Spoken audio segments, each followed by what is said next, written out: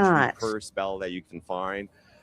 You can have new gears, new kinds of equipments. Let's see. You can upgrade those. You can They're level up. actually So going to there's be a lot of talking axes about in which you that. can become more powerful. The way it's structured is, No, I mean, actually- it's a, you know, actually it's an today. action adventure, but you've got role playing elements. You Yeah, I gotta have haven't that. seen it yet. Is there a way where people could basically craft different builds? Is it kind of lean into different things? So you're always going to be a warlock, right? Right, So of yeah. course we're not going to let you go out of that class. haven't but even we gotten want you to be some of able the to tailor really your good stuff. cat tree to your preference. So first, obviously, 'Cause I wanna see, the one you for can find Alien various armor Death sets, Storm and and you can look Alien vastly Isolation different based 2. on what you decide to equip.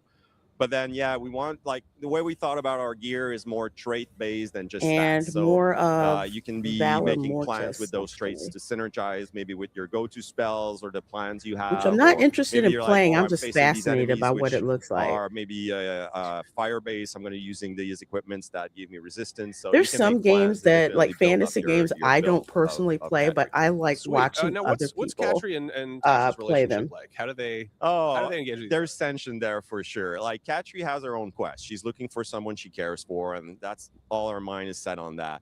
But obviously, Tasha has her own agenda. And Katri didn't completely understand the price she might be paying by getting in bed with her and accepting this pact that she made. And so there's definitely tension as you go through the game, as you go through the story. More and more of Tasha's agenda is going to get unveiled. And there's an interesting kind of arc to this for us to play with. I like that. No, so Katri's an original character, right? Like brand new? Yeah, absolutely. But Tasha's been around for a cool minute. Yeah, Like, yeah, she's for like a long time. Gary Gygax creation. Yeah, right? yeah, for sure. Like she's legendary within the universe. of How D&D. much are you kind of pulling from existing lore versus kind of crafting your own version of her? Oh, we're definitely pulling from the lore. I mean, some of it is deep cuts, but it's super inspiring for the team. So we're gonna tap in her story, her background. She's lived multiple lives. She's been in different dimensions of Dungeons and Dragons, so she's seen a lot, and that's something we love because it gives us a lot of options for stories to tell. Nice. What are we looking at in terms of side quests? Or I guess, bonus objectives. Side we call quest, them side mysteries. quest. I thought this whole they're thing really was a easy to side think about quest, them but as side that's just quests. me. So a lot of them, we try to ground them in the world. So they let you find more about the lore of the Archon, what's going there, what's happening there, how are people living, the problems they're dealing with. And, Katri's there for our own quest, but we want to let the player decide what they're interested in. So we're not forcing side quests on you. You're going to find a bunch of them, and you decide which ones you want to pursue. And obviously, some you might do it for like just your own sake because you want to get potential treasure or you hear about potential artifacts that you're interested in. If you're as a player, you want to help people out, there's going to be those kinds of side quests too. The way the game is structured, it's really about players' choices to decide what they want to engage in. Nice. Now we're circling back. Yeah. We're about to go back in the dungeon. Yeah. There's a beholder down there. It's a death kiss. Death So kiss. There's a nuance to it, but it's close. Fake It's nerd a here. cousin. But in terms of bestiary and monsters and stuff, how do you what are you picking in there? For us that was great, right? Yeah. And one of the reasons we chose that setting is basically it allowed us to pick from any of the monster types from the D&D monster books. So we went crazy. We had a lot of fun picking these monsters out. At the same time, Katri is not like godlike. Like there's a limit to the type of monsters she could deal with. We wanted to make an immersive single-player game, so we can't have you facing a horde of dragons. So we were smart in picking things that make sense for one character to deal with. Blood trail. We had a lot of fun. So there's a lot of variety for you to discover and fight in there. Do you consider that a boss fight or a mini boss or just a big enemy? So yeah, that's just a big enemy in there. Like he's tough. So at this point in the game, if you look at the progression for Katri, he's somewhere mid-game. Like we would be able to deal with that character, but we Again, actually this had is not fun in avoiding the interesting fight in this sequence because to we also me. wanted And to show with, that again, it was with a balanced D&D, you're strategy supposed to not have like a engage whole and to group use your spells to get rolling out. If you out. wanted to. Again, that's players' choices. Now, what's Yeah, that's some missing here. creative magic use you've seen in combat that hasn't been showcased in this gameplay? Because I always love when people do like weird loopholes, like crate stacking, that kind of thing. Yeah, and that's the whole point of our magic system. So when we play test the game with players, sometimes we see them doing things that we even haven't thought about doing. And I don't want to. We're going to show a lot of these, and we're going to show some crazy stuff along the way. But like for example, you saw that there's a levitate spell, and you can just put an enemy up and kind of crowd control them. But then I saw recently as one of our testers, he took like a big rock up, and then when one of our enemy went underneath, he just canceled the spell and dropped it on his head. I was like, this is not going to work, but it actually worked pretty well. So these are the kind of things that player can think about and do if they want to try it out. I love to hear it. Now the last big D&D game, obviously Baldur's Gate 3, different kind of game. Most people, if they even finished it, it took them more than 100 hours. Yeah. How long of a playthrough are we looking at here? It's a tough question to answer. I'll be honest with you. We're still, nailing down how we're balancing the game. That's going to have a big impact. But it's Now it's you a big know game. how Like, I it's was an open feeling, world Chef game. We know Nation. these things always are Trailer, harder I'm like, to play through. next. We don't want to have like one of these daunting Next. hundreds of hour game. This is not that type of game. Please bring We up wanted the to create next a one because denser I'm open dying world here. where things were closer by if you explored. But it's still like tens of hours, and you're going to have plenty to play through. For sure. Nice. And how close are we to release here? Well, next year. Next we year. still have a bit of work ahead of us, but we're feeling good. So next year, this is going to ship for sure. Awesome. I'm looking forward to it. Yeah. Thanks for coming Thank by. you. Thanks for having me. Warlock is coming to consoles and PC sometime in 2027, but stick around because there's more Gamescom Studio 2026 right here on IGN.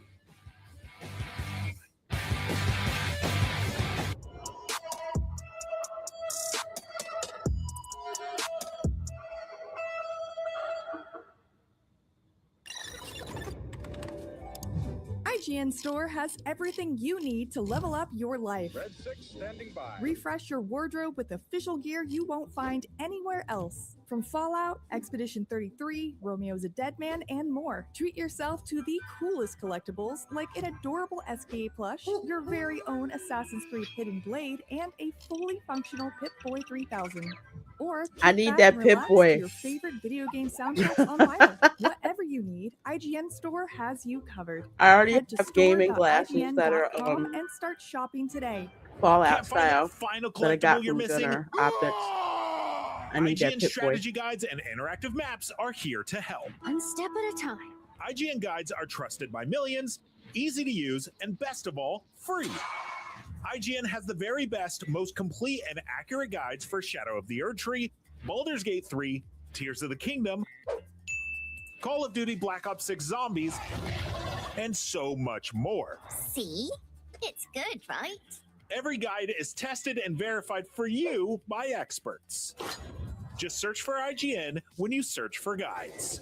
Do you want to be the very best like no one ever was? Streamline your journey to becoming a master trainer with Planet Pokemon.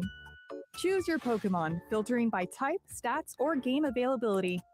Then use the full team builder to assemble an unbeatable lineup. Plan out the optimal set of moves, items, and abilities.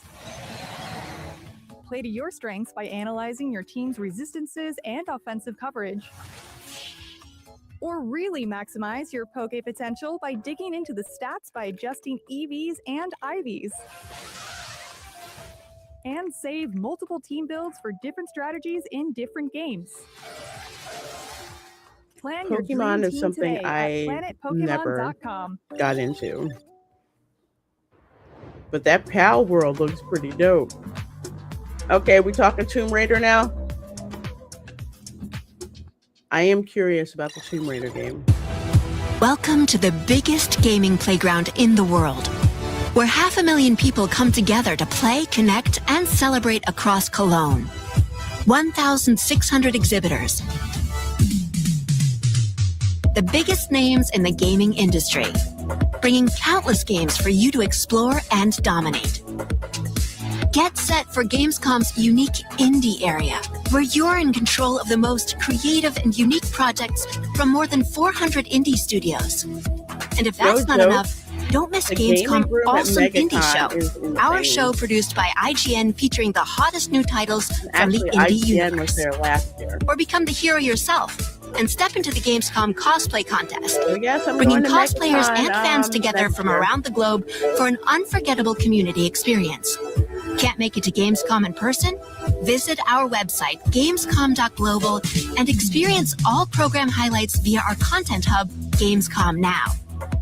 The experts at IGN are gearing up to bring you full days of live streams straight to Twitch and YouTube. Oh, hey, Epi! Crashing the party? Jump into Gamescom Epics on our website and claim your loot. Next up, Gamescom Cares. Our initiative for a safer, more sustainable, and inclusive Gamescom. Speaking of inclusive, the Gamescom City Festival is taking over the city with live music for free and all kinds of fun. Gamescom is more than a single event, it's a global family. With Gamescom Dev, Gamescom LAN, Gamescom Asia, and Gamescom LATAM, we're unlocking dynamic experiences and connecting gamers worldwide. Welcome to the heart of gaming. Welcome to Gamescom. Okay, we done with the commercial? Hi, it's Maria here on the show floor for Gamescom, one of the largest gaming conventions in the world. And coming up shortly, we'll be checking out Chronicles Medieval, Soulframe, plus we'll be taking a closer look at Alien Deathstorm and Dune Awakening. I guess they're going to say Tomb Raider for last. I don't know.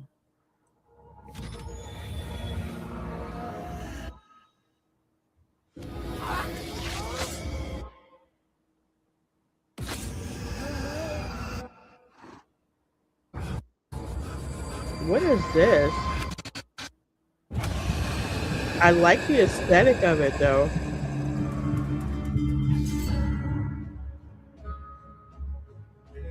Ooh.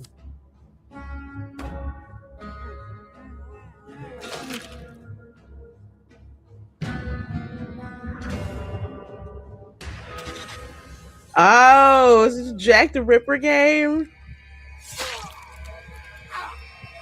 I'd play this. No lie.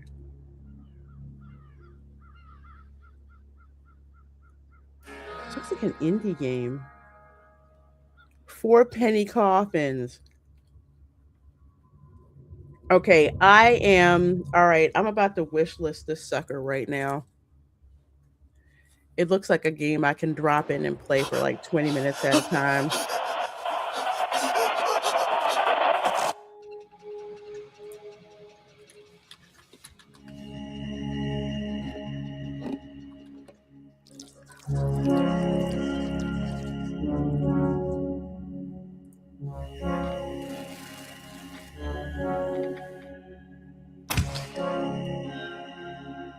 Well, you guys don't have it on the Steam store yet. You suck.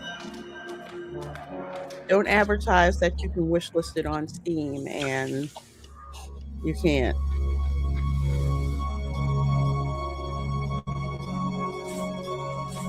I'm telling you, horror games are making a comeback. Yeah.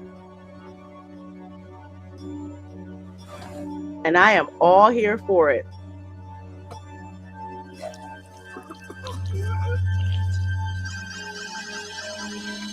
Especially as a horror movie fan. Which reminds me.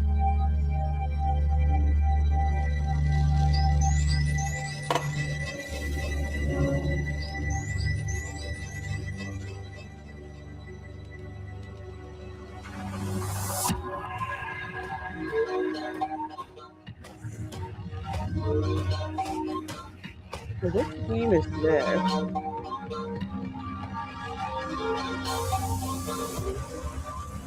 Why does this remind me of one of those crazy anime horror movies? And I mean crazy in a good way.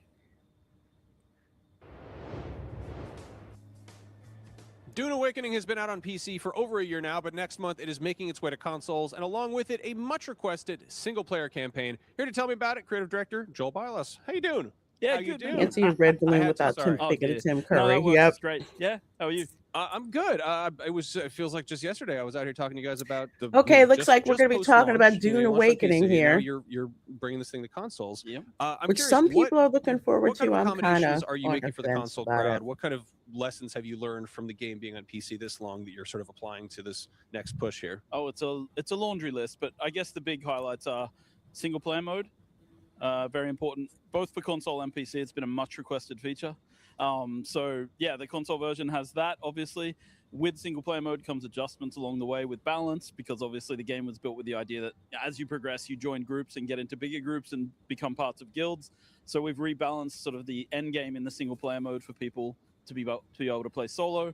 The game comes with kind of a creative mode. You can go in, you can change a lot of the settings, just like in Conan Exiles, change the server settings, make enemies harder, easier, survival harder, easier, gathering more mats, all the things that you'd expect. So it's a fully customizable experience now for people. So that's the sort of single player mode. And then there's, of course, consoles, controllers, haptics, Nice. This is going to have the final chapter of the book one story. What does that mean? What can we expect there? Right. So the game dude, begins with it's a question. You get sent to the planet and you're told, find the Fremen, wake the sleeper. Yeah, it does. And look, by the end of book one, Yeah. you'll have done both of those things. And that's kind of we're wrapping up the main storyline from the first book and introducing, the beginning of what comes next.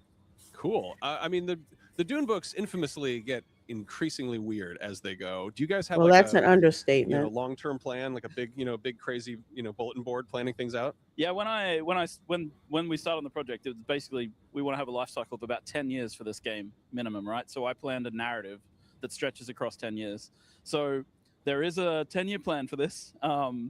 and we'll see how much of it we get to actually do. But at least book one should end in a way that 10-year makes people very plan of happy and these satisfied, and games? hopefully excited for what's coming next. And yes, weirdness is good, a huge part of the future. That's what we need. More weirdness. Dune gets weird.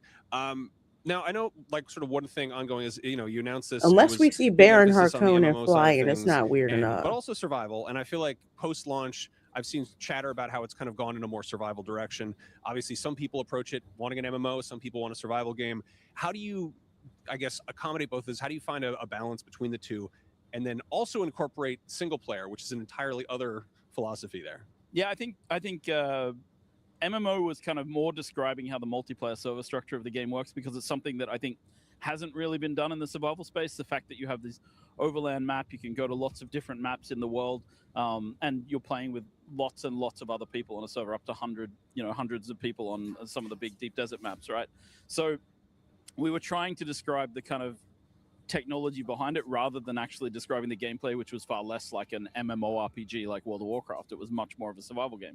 So the pivot away from that is more like, it's a survival game. We know it's a survival game at its core. You can play online and join up with friends, and now you can play alone, right? But it's still that survival experience. So people who want to just play a cool Dune game with a single player storyline and play through and enjoy that, they can.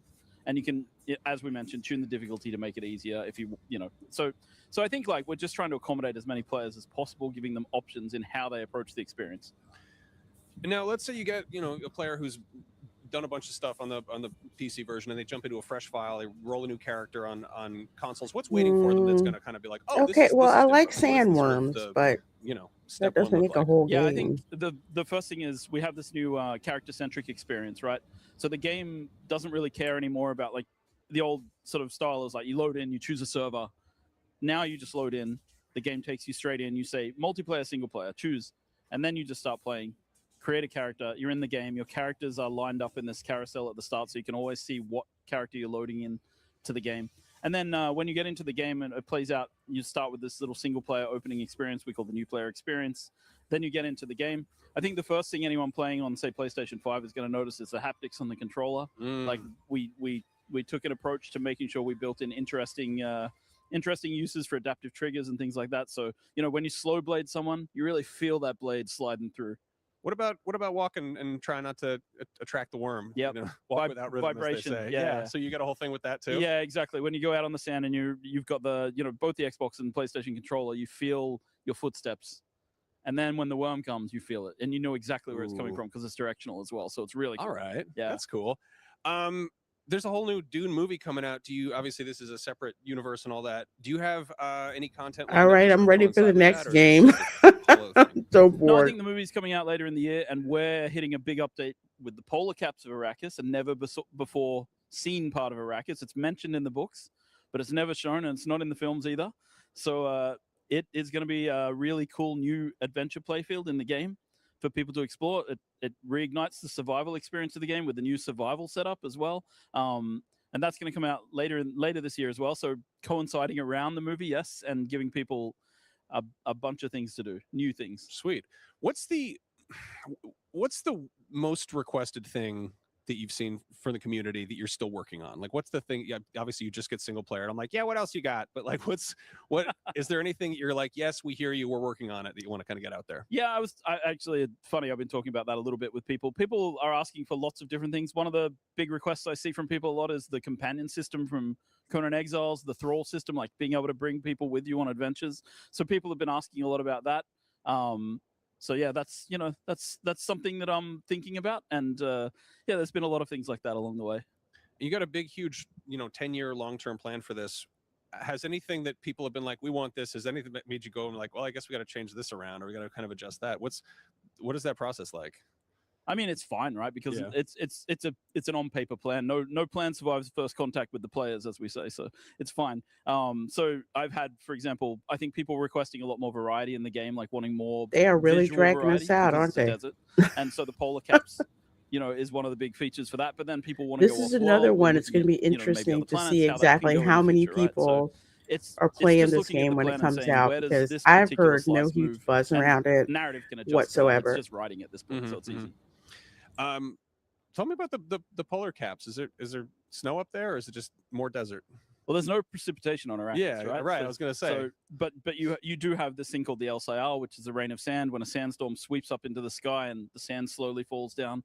And so at the polar caps, we have a sandstorm that becomes incredibly cold and comes down and creates an atmosphere of extreme cold in the areas on the northern parts of Arrakis. So and that adds a whole new wrinkle to whole, survival. whole layer of survival there. People will need to think about how heat and things work out. Now, for first-time players who are jumping in on console, this is the kind of game you can sink 1,000+ hours into. What is the general turnaround to just experience the single-player stuff? If you wanted to just jump in, how big of a game are we looking at here? I mean, our average Steam Yes, review time is no 210 one's hours. playing it. That's our average played time. There is But nothing I think fascinating. You can safely Now, experience, especially if you change some of the if this sliders was to a make it a little game bit where easier you in could single player or basically whatever, I think ride you can safely sandworms experience all the over the game in about place, 50 to 80 I would hours. be down for that. That's reasonable. It's Yeah. a good amount of time. And then you've kind of seen everything, and then whether you want to go Where deeper you in any of the basically features go is kind of up out, to you. Have you set seen the one of the thumper, one of the classes? call your own one of the, sandworm. character builds you can go towards like a clear winner above all else. There's a sort I of would be so evenly down with distributed that. there. This I think one, it just looks changes so when we boring. change balance, right? So especially, I think the PvP And I crowd actually is very read the interested Dune in, books, like and melee this is was boring less. to me. It shouldn't be worse than ranged. In June, in particular, people were quite mad because there was a patch that nerfed melee too much, and then we've been adjusting those things back. We've changed a little bit the way stamina works. So no, I haven't. I think people who are playing more solo or single player or not playing in large groups or are just doing PvE content, they basically choose their preferred builds. There are builds that do better in AoE mob situations where there's a lot of enemies. Builds that do better one-on-one. So it's kind of been okay, but yeah, the balance. It's like with all these online games, you kind of we tweak a little bit. Suddenly the new meta. And then we change again, the new meta. So no matter which direction you turn it, someone's going to get mad at you about it. I mean, someone else will get excited though. The way I see it, I think the old MMO approach to this was always never nerf anybody, just make someone else's class slightly better, and then make the other class better again, and then make the other class better again, and just keep going forwards, never backwards. Nice. Any tips for first time players jumping in now? Well, I mean, my tip is always pay attention to worm sign. If the worm eats you, you lose all your stuff. Don't do that. It's the only thing in the game. Don't get eaten by that. Should just be on the instructions for a Dune game. Don't get eaten by worm. That's bad. Next. Pretty much. Don't do that. So that's the first one, and then I just pay attention to the sun and hydration, and make sure you've got water, and build yourself a shelter as soon as possible, and get yourself a sand bike and get out there. Hell yeah. Well, Joel, thank you so much for coming by and chatting. I imagine we'll be talking a year from now, too. Dune Awakening is out now for PC, and on September 22nd, Xbox Series and PS5 owners can get in on the action. But right now, there's more Gamescom Studio coming up. Stick around. Okay, so we're about an hour into this. I'm standing in the one place you definitely And don't the want to only make a game sound that seriously unless you piqued like my being up interest close and is the personal with advert they Xenomorph. did for I'm 4 Maria, Penny and I'm here Coffins. joined by Anna Sopikova, the art director of Alien Isolation 2. Okay, Alien Isolation. All right. Planning to terrorize players even more with the second game. How have you been finding Gamescom so far? Oh my god, amazing. It's just so cool to see for the first time real players coming in to play our game, and already the queue is massive. I did not expect it to be that Oh, specific, I but, believe I think it. for us it's just so exciting, unbelievable. So Alien Isolation was a very claustrophobic experience. Flamethrower. What were the challenges of bringing it to a more open world? What were you planning on doing with that? I mean, for us, it's a mixture, and we like to play on this mixture of the old and the new, because obviously the claustrophobic interiors that people loved from the first game, they're still there and they're not going anywhere. But now with exteriors, we have all sorts of opportunities to kind of really expand and build upon it. So obviously with the weather being what it is, it's not really, you don't want to take a summer vacation here. I wouldn't recommend. Yeah. But we got the wind, the fog, the rain, and it's all coming in. And how will you survive? How will you adapt and survive to these conditions? When the fog comes in and you can't see 2 meters in front of you, and then the rain starts and you can't hear the aliens' footsteps. So it's just taken all these elements and bringing them in together with the alien being unscripted and as terrified as it ever was. And that kind of for us is the secret sauce for the exteriors and the sequel. I'm actually already terrified. The first game was so scary to me. So now there's a lot more elements that you have to kind of be aware of. And with that, I was wondering, now that we're being outside, did the xenomorph change a little bit, adapt to, the open area?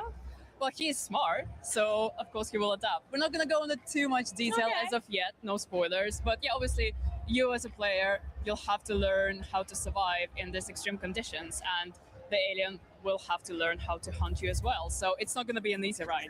I know, right? And I was wondering, obviously, we're going to Blake now as opposed to Amanda Ripley. How does that kind of change the game? I mean, I get it. Is there any changes? You know, to they're it? doing promos and everything, but We're really proud of Blake, and I think for us, the fact that she's a Weyland-Yutani executive, it kind of brings a slightly different angle to the franchise, because we haven't really played as a Weyland-Yutani employee before. So that's really cool for us to explore. As for the gameplay, I mean, we're still quite early in development, so we're keeping it under wraps for now. But in other words, we don't have something that's more stable will Blake get to any load new with a player tools base that we'll be able to use, for and right how does now. that maybe affect the stealth mechanics in the game?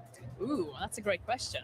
I mean, yeah, you will have a range of tools. Some of the old favorites will make the return. I mean, I'm sure people seen the key art, the motion tracker is still very much there, so you can rely on that. But yeah, you will have some new tools as well.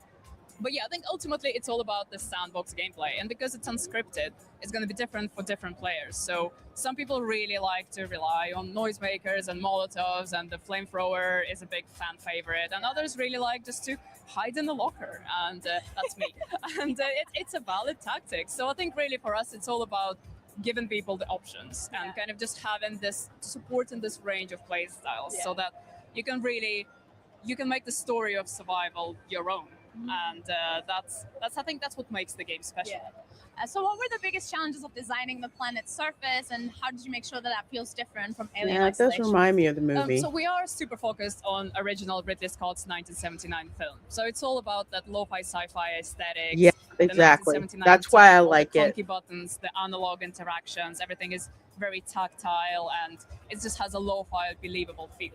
So obviously, the film takes place on a space station. It's not on the planet, but for the art team, because we have a really great relationship with 20th Century Games, and we still have the archive from the Fox available to us, and it's just a treasure chest of all the different images, and we can really just dissect the sets and the props and really dive deep into how they built them, kind of how all the buttons were made, what kind of materials they used, and kind of by really diving deep into that, we are able to deconstruct and then build upon that foundation to build the new spaces. So I think the team has done a great job of kind of just really having that super in-depth knowledge of the source material, both the film Alien and the first game, and kind of taking that and adapting it to the planet's surface. I know you've already touched on it a little bit, but did you look at any other media in the Alien franchise and took inspiration from it for Alien Isolation 2? I mean, it's great to see the franchise evolving, and obviously it brings new people in, and we're all about that. Like, it's great to see. For us, the focus has always been on Ridley Scott's original Alien. We feel like it is the film that best suits the gameplay. It's all about this haunted house, you versus the creature. There's no action. It's all very kind of subdued and atmospheric and ambient. So for us, that is the main focus. For me, having said it's the that, I mean, flamethrower. there was the safe station from the first game was an Alien Romulus, and for the team, that was absolutely amazing. Yeah. It was incredible. When we saw it, we were like, oh my god, what is going on? So it's great to see the franchise evolving. But yeah, the original Alien is still our focus. Yeah. I have to say, it was honestly so cool seeing that in the film. Like, I played that, I hit there, and I was terrified in that section. So that was really awesome. I also wanted to know, with switching to Unreal Engine 5, what new technologies were you able to use and implement, and how did that kind of change the game? Okay, so we got another we have a great UE5 We have a game. great mixture of old and new, and have a lot of people who I worked have on the to say, original they game, and have people who actually came in. They joined the didn't. team It as didn't look like they fans of just the popped original game, and UE5 they out bring of the in the new box. ideas. It looks like they So took obviously, Unreal UE5 out Engine of the 5 box unlocks and a massive actually pool of talent for us, did which a has been good amount of fantastic. In terms customization. of the Because new I've tech, seen we are games focused on that are obviously based on audio and UE5, but there's so lighting much as kind of the two main customization that's examples. done. For the You'd horror game, hardly obviously, think these that are the two that it was. main building blocks that will make that So atmospheric, I give them props scary, for that. ambient experience. So yeah, we took some of the tech from the original game. We had it for a while. It's evolved, and I think it's shaping up really, really well. So basically, it allows us to utilize the strength of the Unreal Engine and really push them beyond in areas where it matters the most for our game. Awesome. Now, I have to ask, because I will be playing it and I want to make sure I survive. Do you have any tips on how to stay alive? Any little thing that I can take with me? Some luck. Stay frosty. Wouldn't hurt you. Yeah, okay, yeah. I mean, the alien, the creature can see you. It can hear you. You can try to hide. Why You do will I have some get the tools in feeling the that demo the in Arsenal to person try to doing the distract interviewing it. There's isn't multiple ways to escape. really like so a I'm not gonna spoil hardcore anymore, but gamer? outrunning it. I'm it's just not gonna saying, work, just the feeling that I unfortunately. get. It's faster You than don't you. really expect the interviewers Gotta to hope for the be, best. I will be hoping but for the still. best. So when can we expect to play it? When it's ready. We're still quite early, so we're not ready to confirm the date yet, but it's getting there. Yeah, because you do not want to put a date out there. That's a common thing for software product management, because once you put a date out there, Thank you so much, Anna, for talking to it's me. literally Super exciting to set find in out more about stone. Alien Isolation 2. Pleasure. Thank you for having us. Thank you. That's something I And for learned. Don't anything put more a on hard Alien date out Isolation there. 2 and many more games, don't forget to stay tuned to IGN. But it's okay for people high above my pay grade to Oh, put a hey, date you're out there watching without Gamescom asking Studio me. here on IGN. Chronicles Medieval is the brand new action game I cannot wait to play. It looks so good. Chronicles Here to tell us Medieval. all about it, Okay. Sam and Gareth from Raw Power. What's up, dudes? Another Yeah, fantasy great to be game. here. Thank you. Good to see you too. So give the audience sort of an overview of this game, because I love the sort of sense of scale that we're playing with here. Yeah, absolutely. So I So see you Chronicles guys in Medieval is here. an Thank you so action much for hanging out with RPG me. strategy hybrid. We're blending a lot of genres in We're there. looking or Mixing a lot of things. So experiencing we're a medieval Gamescom sandbox. We're Studio authentic 2 to the 14th day, century time where periods.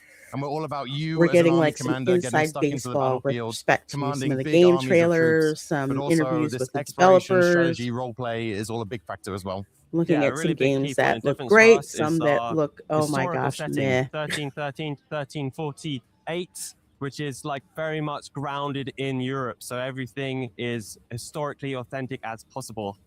Where did the idea of like hyper focusing on this very specific time period and turning it into a video game come from? What's the origins of that? So I think we're a lot of medieval nerds at Raw Power Ultima games. 3. So I mean, we love the time period in general.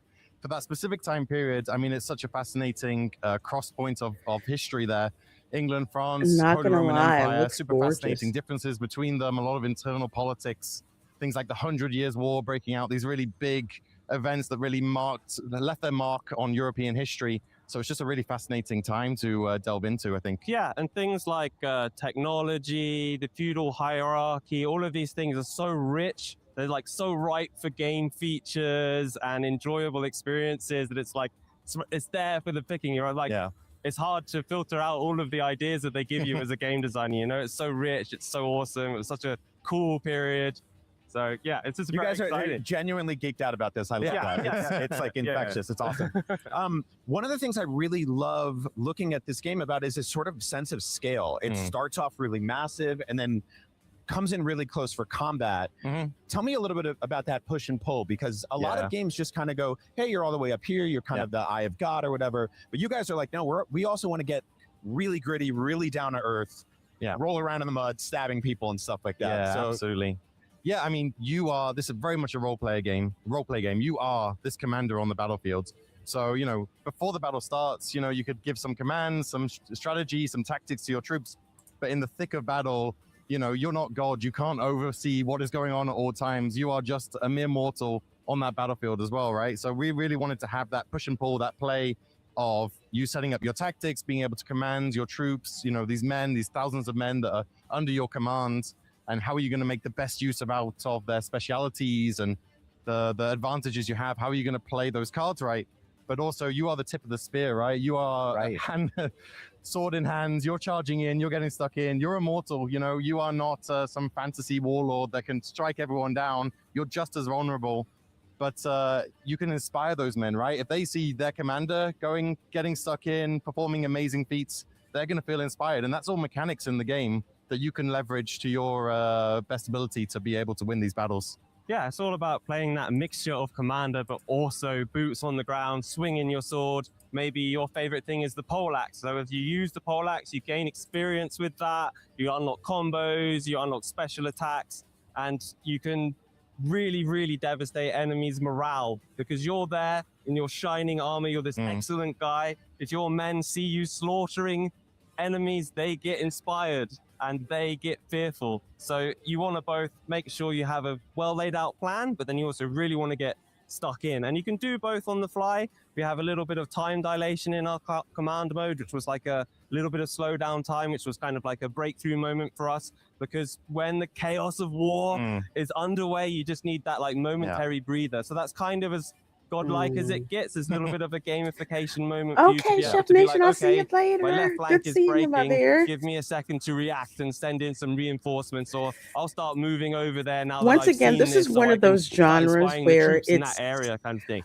I'm The inspiring and interested, morale but mechanic I is haven't like played a blowing my mind medieval right now. style That is game so. Where since did the like idea come Ultima from to be 3. like, I hey, know these I'm people, dating you myself, know, they're but like really hyped on this, but there's also a core now group they're of watching people gamers that getting devastated absolutely and torn love that apart, and they're aesthetic. like, why am I here? Like, I love that system. And it's very much a fact of history, essentially. So, like things like shock cavalry, for example, their role was to incite fear in the enemy, right? To dash in, deal heavy damage, reposition, and do it again, because people's minds would break before their bodies break. That's a very good quote. Very true. Yeah, it's something that we really enthused throughout the whole game. So it's not just on the battlefield. On the battlefield, of course, you really need to care about, are you keeping the morale up? What can you do to help flank and to keep the morale up of your troops? But even going back to that exploration map, you need to care about upkeeping your troops, make sure they're paid, well fed.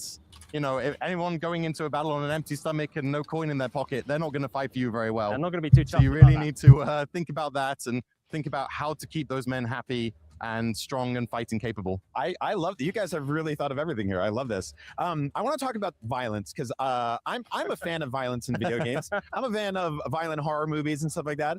You guys have a really interesting kind of approach here where you're like, we're going to show it, but how deep do you really go into it? Like how violent do things get on the battlefield here? I mean, historically speaking, it was very violent on the battlefield, of course. So, you know, if we wanted to go deep into that, we absolutely could.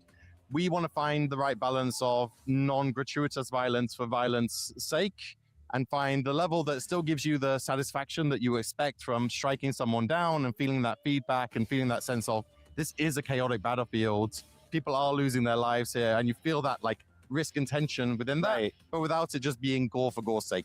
Yeah, if you hit an enemy in the face, he will be covered in blood.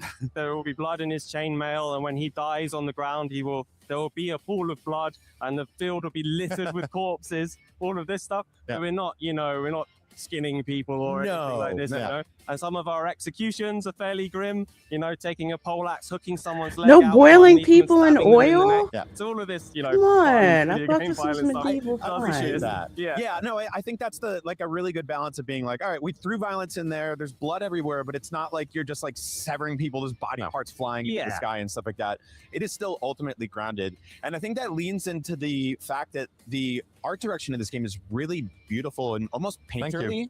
It feels like it's based on old paintings in a way. Yeah, the And artwork so looks talk to me good. a little bit about deciding how you made this game look, because it's Again, very this unique is like and it's very not my special. personal Yeah, I mean, interest, for us, but it was important to be I would authentic watch to the someone time play period as this. much as possible, right? That's kind of the pillar that we wanted to really uphold.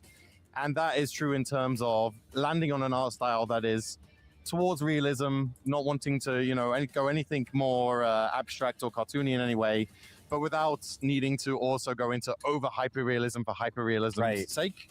But also throughout the game in terms of UI and 2D art and everything that we have there, we've leaned on a lot of historical methods of fresco painting and things like this, things that really just immerse you within the time period and just give you that little bit of charm for what medieval was like. One thing that a few people have pointed out, and we're very happy people see, is that we really wanted to keep the color of medieval. You know, a lot of like Hollywood has depicted medieval as just gray and beige. And we're like, no, it was colorful. The coats of arms that people would wear, the heraldry emblazoned, their arms were super colorful. And we want to make sure that that's there and that you can really see what medieval was like in that way. Yeah, exactly. It's a really rich time period, and color was very, very important in a lot of ways. Like, it even showed how wealthy you were. You couldn't get purple very easily, so nobles wore purple. And on the field, it mattered because you needed to be able to see who was on your side. Yeah, they're amongst this nerding out. chaos of I this like this melee, right the here. really close, brutal combat. Often you could end up fighting somebody who was on your side without knowing if you didn't wear the colors and the heraldry of your noble liege lord, you know? So I love that. It's important to bring this color to the game. Yeah. No, as like I'm like a big art nerd, and I love going to museums when especially here in Germany and stuff like that. And so the second I saw that your game has a very distinct look to it that's very clearly inspired by paintings, I was like, they're onto something here. Okay, so you hinted at it a little bit in terms of like feeding the soldiers and stuff like that and morale, but what sort of things can the player kind of expect to do outside of the battlefield? Yeah, so our exploration map is kind of like the other half of our game. It's like the overworld, the more strategic exploration layer. So you come into this medieval sandbox, a lowly, unlanded, can come from nobility background, peasantry background. Character creation will allow you to make those kind of choices. But ultimately, we're letting you loose in the sandbox to go and do as you see fit. So you're going to explore, you're going to trade, you're going to quest, you're going to engage in diplomacy with other characters. And all of these actions are for the player to decide where they want to go, what do they want to be in this world, what legacy do they want to create for themselves. And all of this is in purpose of building up an army, building up, getting titles to land, and being the true claimant to some land, and being able to embark on what you want to do. And building an army, getting your troops is a really important thing. Getting levies from towns, getting household troops from castles, all of these things, you know, we're really modeling in a way that you really need to think. You know, you can't just spawn people out of thin air wherever you want. You need to travel to these lands. You need to visit and talk to people. It's all a big part of the roleplay experience. Yeah, absolutely. All of the units that you can find, they are region specific. You're not going to find a French Castilier unit, you know, deep in Scotland. No. You know, so you have to travel, and traveling is dangerous. You might encounter some bandits. You might find a quest along the way, and you might find yourself distracted. You wanted some Castilier, but you've ended up, you know, raiding a village. You know, it's about things appearing to you as you explore the sandbox, you know, making your own castle from that sand, doing as you please and as you desire as you move through all of these systems and features that we've created for you, such as the feudal hierarchy system. You might pledge allegiance to a new lord. Your lord may be very happy with what you're up to and give you a new title and new land. Yeah. So it's all up to you to like kind of write your own story in this medieval Europe we've created for you. Yeah. It's so cool. And it blends perfectly with the battles in, you know, the battles are epic and amazing and super fun to play on their own, but having the stakes going into them from the exploration map, you know, you've got something to lose, something to gain. These men, if you lose them, you're going to have to start from fresh. You're going to have to find new troops to your banner. You know, that stake going into the battle, or that tension that is then passed on to getting victory or not, that's what really makes the battle shine. Yeah, it's the context, if you like. The battles themselves are beautiful on their own, but the RPG elements, they provide the context, the stakes. You know, if you're fighting the Duke of Valois in Burgundy because you want his land, suddenly that battle carries a lot more meaning. Yeah. Right? Rather than the men are dying for something. This is nuts, by the way. This is all awesome. Like, your optimism here is infectious. Like, I did not know there were this many overlapping, interconnecting systems all feeding into the battle. That's just awesome. All right, when can people play this game? Besides, like, I want to play this game right now, but I have to wait, right? A little bit, not too long. So we're planning to go to Steam Early Access early 2027, and then we're going to be in Early Access, and we really want to utilize Early Access to be in concert with community, hearing that feedback, adjusting the game. We want to be very open to that. And we plan to be there as long as we need to be there until we get to 1.0. And then we want to bring it to console and to more players and really land from that point. Awesome. Well, congrats, guys. I can't wait to play it.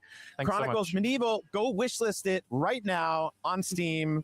Thank you so much for watching. We got lots more Gamescom Studio ahead here on IGN.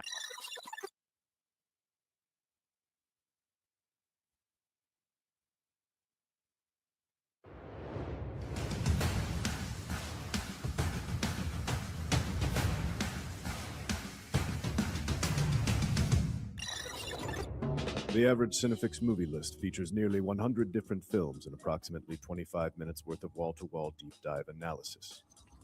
To simulate that pace for this 30-second ad, we're featuring 26 different films. And before you say it, no, that math does not check out. We're not math people, we're movie people. We can't even count down from 10 without ending up at, like, 96. Subscribe to IGN Movies and TV for more Cinefix movie lists. Bad at math, great at movies. IGN Playlist is the best way to track your game collection. Now you can even import your entire Steam library to Playlist, making it easier than ever to review games, show off your collection to the world, and finally chip away at that massive backlog you keep meaning to get to. IGN Playlist, check it out. it looks like, IGN Store has everything you need at least to going by the level up punch your list life. over on IGN site, we're like through about Refresh your half the wardrobe games with that they're official talking about gear you again. won't Like I find said, anywhere I've else. got about another Treat half yourself to the hour coolest because I collectibles, have like to an jump adorable off to SK go plush, see your very Coyote own versus Assassin's Creed Acme. Hidden Blade, and a fully functional Pip-Boy 3000. So I'm hoping we'll get to see Head to Valor Mortis before I store.ign.com and start shopping today. sign off. But Do you want to be the very out of best everything like that no we've one seen ever so was? far, of course, Alien Streamline your Isolation journey to 2 becoming looks a master good, trainer although with it's Planet Pokemon. open world instead Choose your of, Pokemon, filtering by type, stats, you know, or you're on game a availability. ship. For Then Penny use the full Coffin, team saw a builder brief to trailer for assemble that, an but it unbeatable looks lineup. really good. Plan out Horror, the optimal Jack set the of Ripper theme, moves, so items, and I'm into abilities. that. Fable has Play to got your strengths by upgraded analyzing your combat team's mechanics. resistances So and from what I'm offensive hearing from you coverage. guys, that actually looks to be Or a really good thing. maximize your Poke potential by Dune digging into the Awakening, I stats don't by see adjusting anybody EVs interested and in IVs. that. That looks really freaking And save boring. multiple team builds for different strategies in The same different with games. Warlock, Dungeons and Dragons. Plan your That's dream not even team Dungeons today and at Dragons. planetpokemon.com. I think if Dungeons and Dragons wasn't attached to that game, The creators of hardly Warframe any are interest. back with a new fantasy RPG, Soulframe. Here to tell us all about it is CEO of Digital Extremes, Steve Sinclair, and Senior Community Manager, Sarah Aslan. Welcome, guys. Welcome to IGN at Gamescom. How are you doing? Thank you. Thanks for having us. Great. It's so fun to be in the buzz of everything and meet everyone that's here. Absolutely.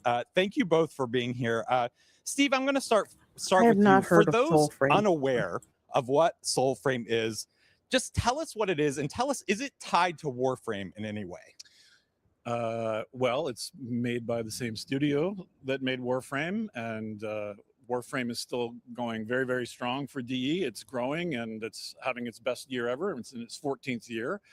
But we are trying to add a sister project to Warframe, and what makes it different enough to excuse its existence is it's set in a different, a radically different setting, in a fantasy type setting, where the world has been taken over by these polluting sky people called the Ode. And it's about swords and magic and lots of fuzzy animals. Very cute animals. I saw, and maybe we'll see it in a minute. When I was looking through the footage, I saw some rabbits that I was like, that is, I've heard you have been talking to people about rabbits today. So. Rabbits and rats. We Rats. have, for Okay. some reason, a special love of rats in Soulframe, and you might meet a certain rat witch that can show you the way, and maybe they fly. I don't know. Maybe they fly. Maybe they fly. Maybe they fly. Yeah. All right, color me intrigued. Sarah, we're going to talk today about Soulframe Prelude. So tell us what that is, how players can gain access. Tell us all about it. So Soulframe Preludes is our fancy term for pre-alpha, because we were too fancy to just call it that. You haven't forgiven me for calling it that, have you? Well, I've had to answer this question 7,000 times. So I know, but it gives us something to talk about. This is true. Hence answering this question. So we are still in closed early access to Soulframe. You can sign up on soulframe.com. We send out invites every single week. We also sometimes do drops on our Twitch streams. So we have a dev stream every month. Usually you can watch and get a code there. If you're really keen, we'll have one in September. Otherwise, sign up on soulframe.com. And this has just been a really amazing experience to build this game. Oh, rabbits. They're the rabbits. Yeah. Cute rabbits. And we have cute rabbits. And yeah, this has been an opportunity to build Soulframe from the very beginning with the feedback of the Preludes players. And it's been super essential. Maybe it's just to not my how we've thing. I don't know, designed but and I'm not created really this game, interested. how we've developed the new player experience, and how we will continue to do so. It's how Warframe was made. Yeah. So Warframe was made in the shadow of, kind of sounds familiar to what's happening right now, which is publishers are shrinking. The financial markets are in a mess. I haven't seen this bad in a long time. And that was a time when DE lost contracts with publishers, and we were going to go out of business. And we said, let's just talk directly to players and see if they'll support a Space Ninja game. And of course they did. And here we are 14 years later. Just as we were queuing up to come in here, we met a Warframe and Soulframe player, had some notes for us to fix with our current Preludes update. You're on my iPhone currently. Exactly. Sarah took notes. But it is very much a community-driven project, which means we opened it up way too soon, or sort of half opened it up, as Sarah says.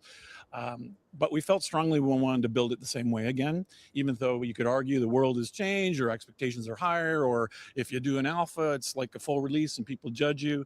So we're kind of bearing the brunt of some of that judgment. But we feel it's essential to the way DE works, which is to build a community at the same time you build the game.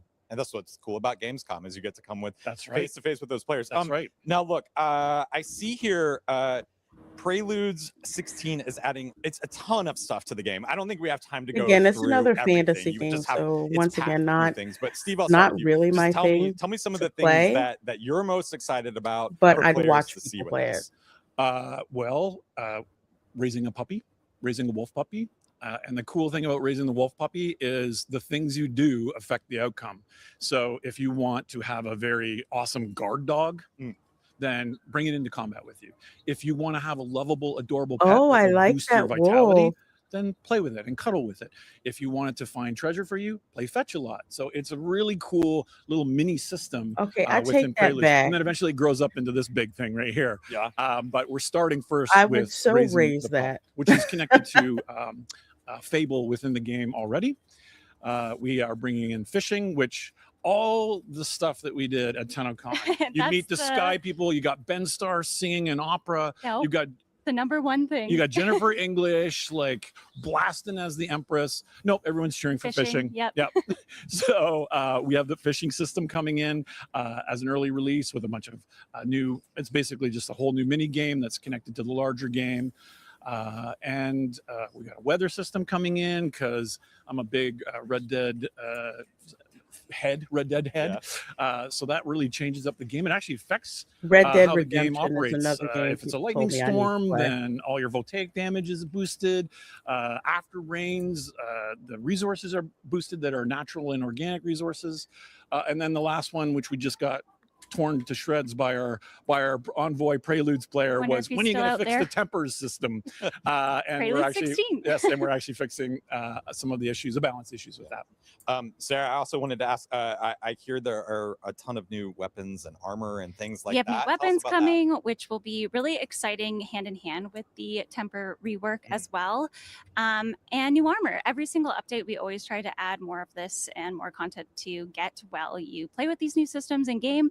And also, I was thinking we could announce the name because we decided on that this morning. Please Okay. do. I didn't ask him if I could do this. Yeah, So I mean, go you're ahead. the CEO. So I mean, okay. go ahead. Soulframe Prelude 16 of Hook and Hound. Hook and Hound. There you go. See, Fishing, a little fishing wing- and puppy references. Yes, Excellent. yes. That is incredible. Thank you Excellent. for sharing You that. heard it here first. Awesome. So I want to stick with you for a second. So you mentioned this a second ago, but you debuted a ton of new content at TennoCon last month. So you talked a little bit about it, but tell us. I mean, obviously that was a big moment for you guys. Tell us about some of the things you showed there. So at TennoCon, we shared a demonstration of an upcoming Soulframe. I almost said Warframe. Yep. Upcoming Soulframe Fable War Songs.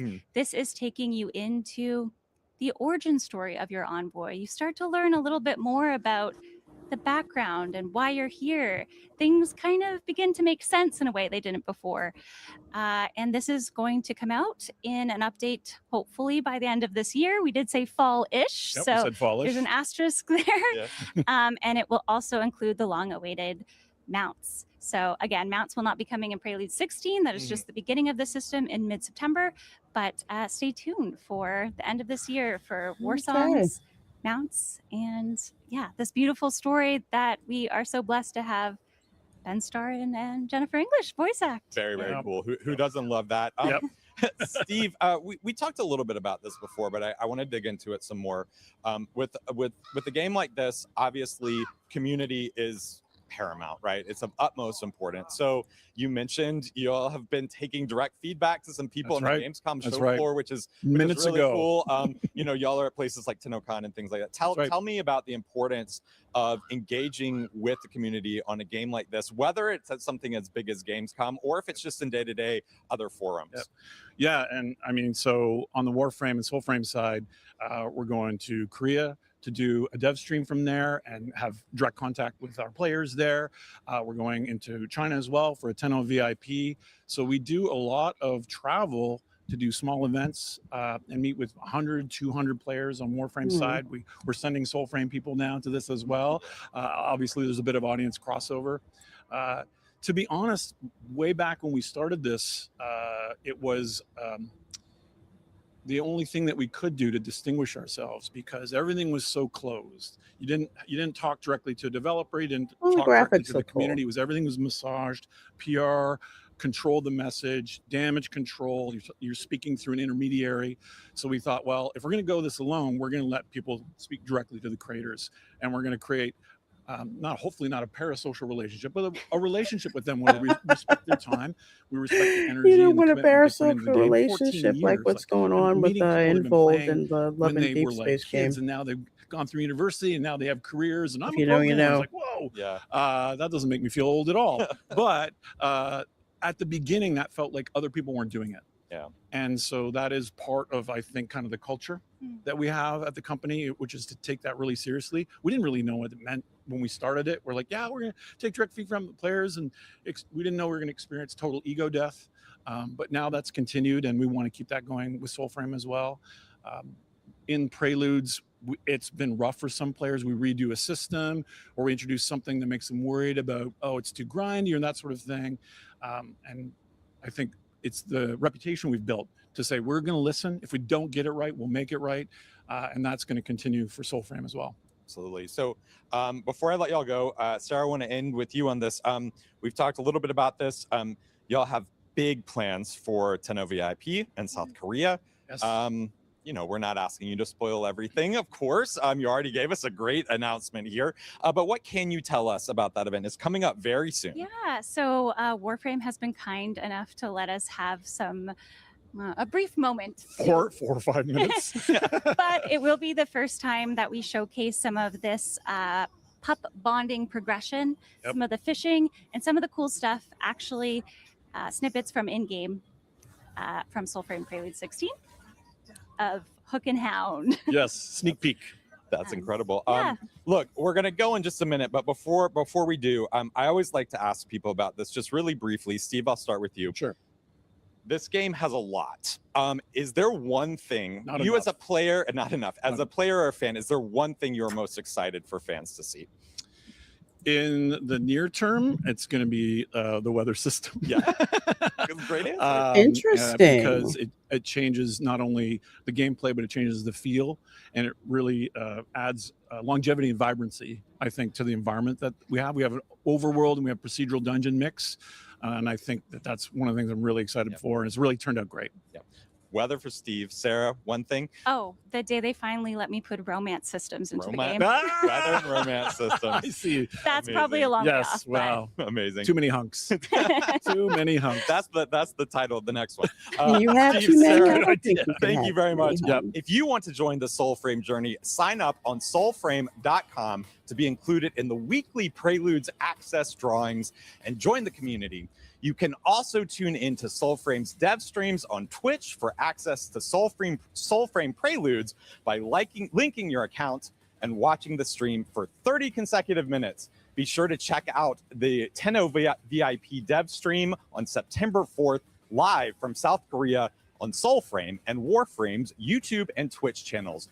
And for more on all things Soulframe, stay tuned to IGN.com. Thank you very much. Okay, so that was Soulframe, another fantasy game. Not my thing, IGN but it looks strategy good. guides and interactive maps are here to help. One step at a time. IGN guides are trusted by millions, easy to use, and best of all, free. IGN has the very best, most Okay, complete guys, you and got like accurate guides for Shadow literally of the 15 minutes to show me Valor Mortis Tears of the Kingdom, and so much more. See? or Alien Deathstorm. One of those Every two. guide is tested Well, and three. verified for Or you Tomb by Raider. experts.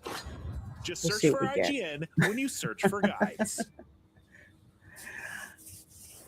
So thanks for being here. I am planning to bring more gaming IGN Plus content is to where the your main adventure channel. I begins. do have a What are you gaming selling? channel, Plus but is the place to that get one looks unlimited to be access to all the tools you probably need to will beat be your more games. for my Here's guilty what you need to pleasure know for bringing down Gloomspawn. Plus, awesome Otome exclusive discounts gaming, on IGN. so to speak. Maybe this would tease open your money And my pile. hardcore gaming, it looks like Plus, that's going to be ad-free coming browsing to on my main IGN.com. channel right here. So make sure Plus, you're unlimited game help subscribed. tools like premium interactive maps I with your plan to own start custom map playing markers, one of the old filters, school marker Resident notes, and Evil more. games Plus, for access to spooky sweepstakes, season. giveaways, and free game keys. Exactly. Want more? Head to IGN.com. Dropping /plus and start your adventure yeah, today. dropping into Wuthering Waves too, as well. The average Cinefix movie list features nearly 100 different films and approximately 25 minutes worth of wall-to-wall deep dive analysis. I am doing really good, Matt. Simulate that Welcome, pace for welcome, this welcome 30-second ad. We're to the featuring crazy crew 26 here. different films, and before you say it, I've no, got the that opportunity math does not to check out. We're not co-stream math people.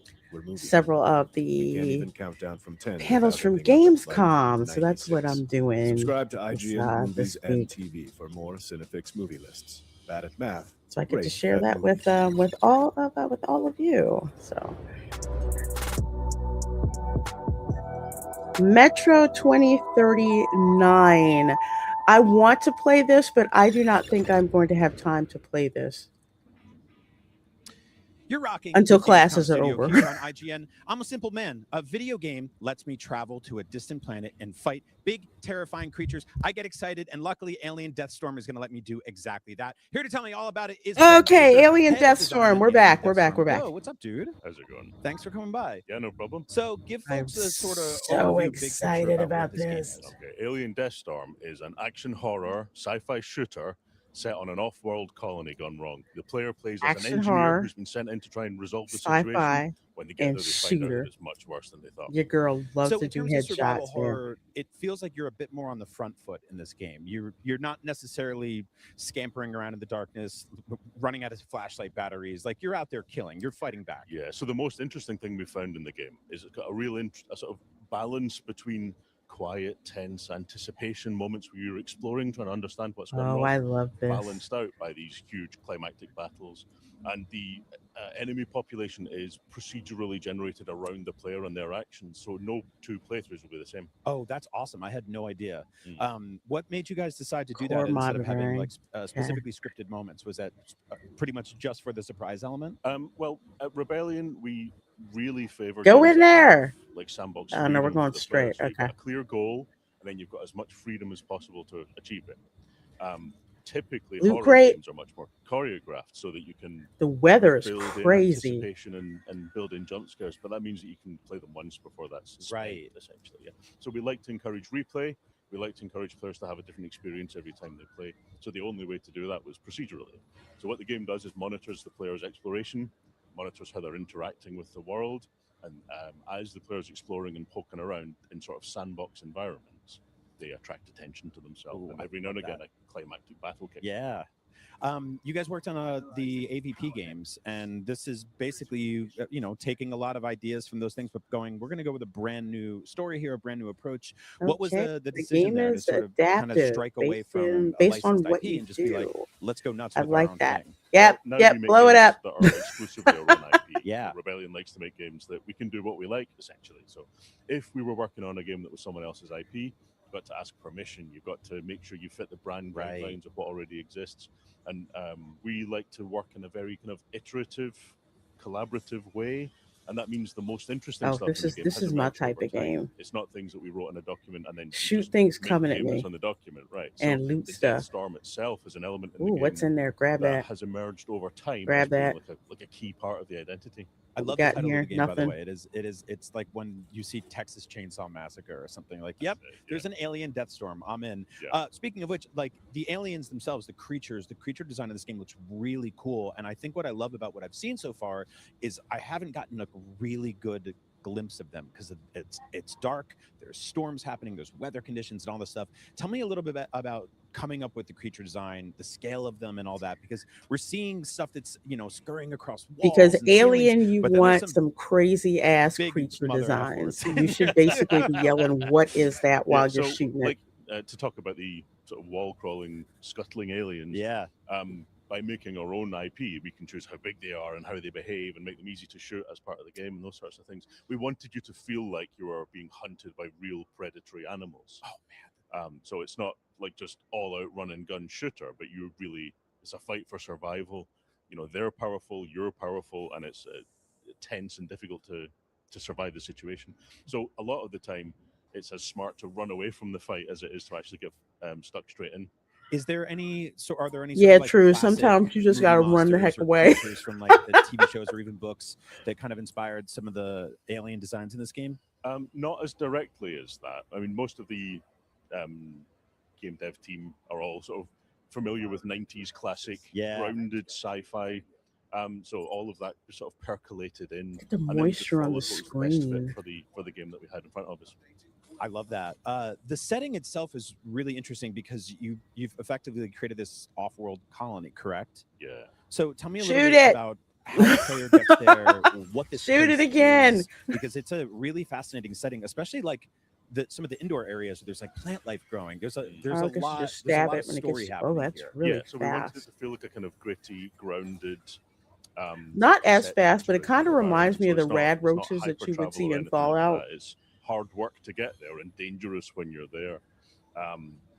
That feeds into that desire we've got to make sort of sandbox environments, because if the player understands the rules of a space, it's a bit easier for them to explore. So we wanted it to have that kind of real world grounding, so it's easier to digest and understand the space they're exploring. So expand on this sort of sandbox mentality here, because like we have, you know, there are smaller corridors and stuff, and then there's stuff that opens up and kind of big. How does it get sandboxy?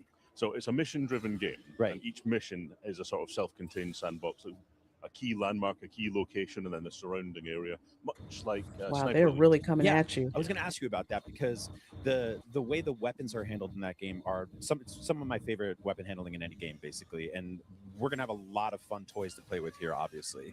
So, talk to me a Did bit they just about get bigger? What we're holding, what we're shooting, like how many of these things are basically grounded in our reality, our timeline? How much of them have a big sci-fi emphasis on them? Sure. Like. So the weapons that you see in the demo, we've revealed 3 of the weapons and a couple of the pieces of equipment available in the game. We wanted the weapons all to have that grounded, gritty, sort of inspired by the real world, just ahead in the future a little bit, that sort of atmosphere. Because we felt we found that made you feel more exposed, more immersed, and therefore like the threat of the aliens is much more powerful. So the weapons themselves are inspired by real world weapons.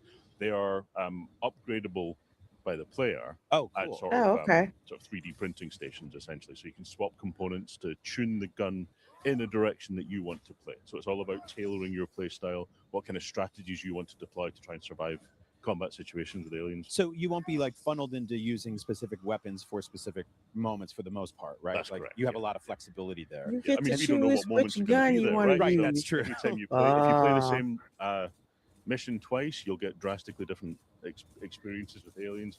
If you play the game co-op with a friend, you're going to get different population again. That is insane. I really love that because it's, you know, I tend to play very kind of up close and personal. I love the sci-fi shotgun approach that we've got going on here. Yeah. But Yeah, that's not this is going to cool. help you in a lot of scenarios, right? Sure, you've got to all of the maps. And if they are get too built in close, sort you of, just chop their head off. interconnected, slightly sandboxy way. So there's never a really defensible position. So you have to tailor your strategy to the situation you find yourself in. So make sure you're adaptable. Make sure that you're playing in your preferred play style, but also be smart about it. Be observant. When did you know, like when did the team know that this felt like it was kind of cooking on all cylinders? Like you were like, all right, we got the gunplay down, we got the environments down, like we got this vibe going on right now. Like when did everything start to really click for you guys? There were 2 sort of key elements that made it really feel like it was clicking. One was when the dynamic population started to really pay off, really started to work. So you don't know what encounter is going to happen, but the cadence of it feels right. And then the other was the way that we handle objectives in the game. So it's a non-traditional way of doing objectives, inspired by the work we did on Atomfall, where it's framed more like you're a detective and you're using a journal to track leads, essentially. Which nice work. I love that game, by the way. Thank you. What we did in Alien Death Star is, as an engineer, you've got a tool we call Squire, which is kind of helping you diagnose the locations you find yourself in to sort of find out what's wrong with the hardware, and you can try and fix it. So there's a little bit of like puzzle solving to completing objectives. This is The reason that we do that crazy. I love it. is that it splits the player's attention. So that's a great way to build up anticipation when there's a fight going to kick off, because you're thinking hard about Close how the do I get this door. place up and running. Yeah. Then you hear the howl of some approaching aliens. Okay, well, maybe not God, yet. I need to think about that now. I Like, love that that. split is just so much fun. Yeah. You guys have played with gore and violence in very creative and very clever and just very brutal, kind of over the top ways. I always appreciate that. What can I look forward to here in terms of that element? Like, obviously, we know there's going to be horror. There's the survival element. You're blowing stuff up, and it's blood and guts and pus are coming out here. Tell me about the gore in this game. Okay. I mean, in some situations, some enemies will burst and your visor will get covered in gore and you have to wipe it away. I do think that's pretty cool that you have to wipe your visor off. So it's gradually accumulating on your helmet. You have to wipe that away as well. Wow. So it's all part of this desire to make it feel immersive and really drive the player into feeling like they are there and they are surviving. That feels I like like the this game evolution of, much like, the first time more you felt frost than on your Alien visor in Isolation Metroid 2. Prime or something like that. Sort of thing, yeah. Awesome. So the rainfall sounds different depending on which direction you turn in your helmet and all those sorts of things. Really immersive. Oh man, you guys are having fun. Yeah, definitely. That is awesome. All right, so we talked about the dynamic element of playing through these levels. Enemy placement is different. Things are going to surprise you in different ways.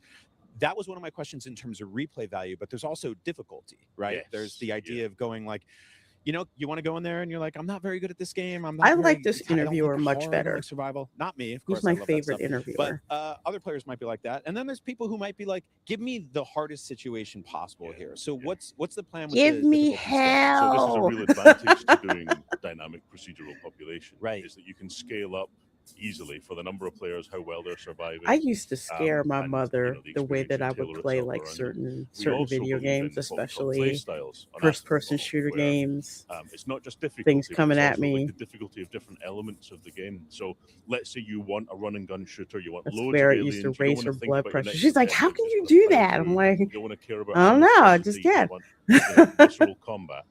We give the player that option to tailor the game as they see fit.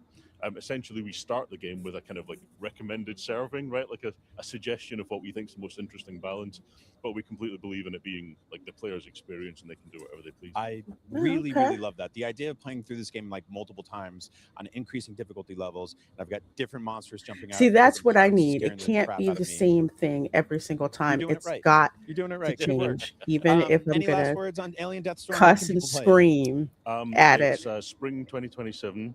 Making and it I really can't consistently wait for people to different get with that. varying All right, challenges last keeps thing, it tell me about this. interesting. What is happening here with this guy? This is a hammer crowbar, right? Yeah, so this is the A player's what? melee weapon in the game. This is what they use to fight off aliens, but also it's good for a bit of percussive maintenance. If you're trying to fight Okay, some he gets sci-fi points for hardware, bringing that. Oh, I love it. That's I love pretty it so cool. much. Dude, thank you so much. I cannot wait to play Alien Deathstorm. It looks absolutely awesome. We've got lots more Gamescom Studio coming up Alien right here on Deathstorm. So IGN, I don't go anywhere. They didn't say anything about the release date for Alien Deathstorm, but that is definitely one that is on my radar. So that actually is going to do it for my coverage of Gamescom Studio Day 2. Make sure you join me tomorrow morning, a little bit before 9 a.m. Eastern, to check out, of course, Day 3 of Studio Day 3 for Gamescom. It looks like they're going to check out Gears of War, Star Wars Galactic Racer. Tempest Vita is one that I'm interested, but we're going to check that out tomorrow, 9 a.m. And tonight, 7:30 p.m., the Spice Lounge show is going to be kicking off. My special guest would be Fatal J of the Dark Council. We're going to be talking about lanterns. Myself as a DC normie, I just started watching it, but I hear there's a lot of talk out there in the pop culture streets about lanterns being trash. Is it really trash? I'm going to talk with Fatal J about that, and I will also be giving you my review of Coyote versus Acme. That, along with Lots of hot topics. A hot topic I'm going to talk about that just dropped recently. Peter Cullen, the voice of Optimus Prime, the voice of my rainbow unicorn in my head, passed away today. So we're going to be talking about that and lots of other things over on the Spice Lounge. So with that, folks, I will see you this evening, 7:30 p.m. Eastern on my channel. Take care, everyone, and I will see you all next time. Bye.